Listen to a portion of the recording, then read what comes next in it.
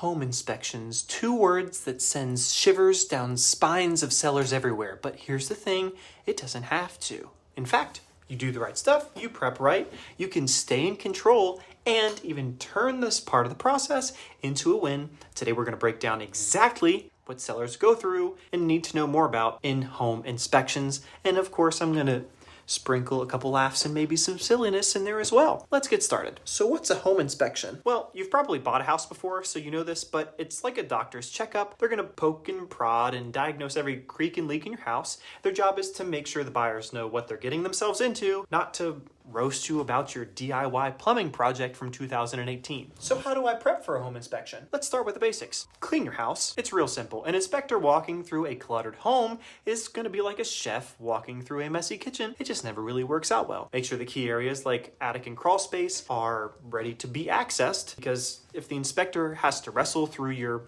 Christmas decorations around your HVAC unit, it's probably not a good start. We're also gonna fix some little issues. Dripping faucets, tighten them up, dead light bulbs, just replace them. It's real easy. We don't want the buyer thinking you have some terrible electrical monster running through your house. Think of it like prepping for when you have company, except for instead of serving up snacks, you're serving up a great house. But what does the inspector look for? They're gonna check things like your roof. Is it solid, or is it auditioning for some leaky boat role in a musical? Plumbing, is it doing its job, or are the pipes going on strike and are now part of a union? Electrical systems, we talked about. Are they up to code, or is it one of those games where you gotta flip on a million light switches to figure out what the heck's going on in any given room? They're gonna look at things like windows, doors, HVAC, and even foundation, because if it's part of your house and it's functional, they're probably going to look at it. Oh no, what do I do with the repairs? Here's where sellers really start sweating. The inspector's report will highlight a few issues, or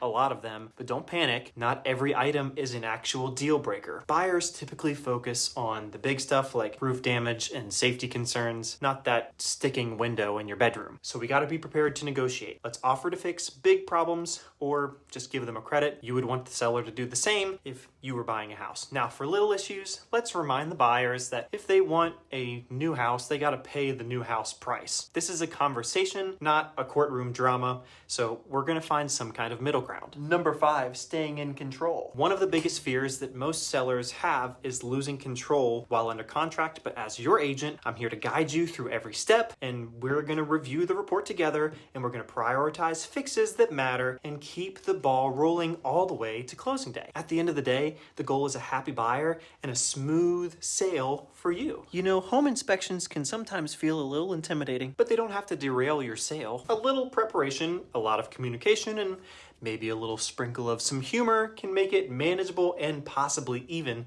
successful. Do you have a horror story about an inspection? Maybe share it in the comments below. And as always, like, subscribe, and I will see you at the closing table.